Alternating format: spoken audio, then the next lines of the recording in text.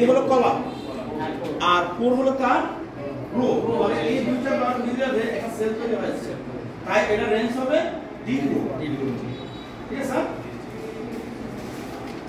Sir আমি একটু মাস করে একটু কাজ দেখাই। প্রথমে সাধারণত কিছু জায়গা একটু মাস করে নেই। মাস করছি কিভাবে? প্রথম সিলেক্টেড অবস্থা রেখে আমরা চলে যাব। তাহলে একটুকু জায়গার মধ্যে আমরা যখন একটা লেজার শিট তৈরি করি বা যাই করি, এটুকু অংশের মধ্যে আমরা মাস করে আমাদের ভিতরের নাম বা যে টাইটেলটা আমাদের প্রয়োজন সেগুলো আমরা এখানে লিখে দিতে পারি। ধরলাম আমি বলাখার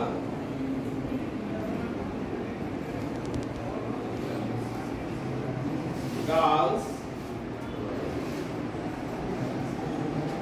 হাই স্কুল। স্যার মাস আমি সিলেক্টেড মোডে নিয়ে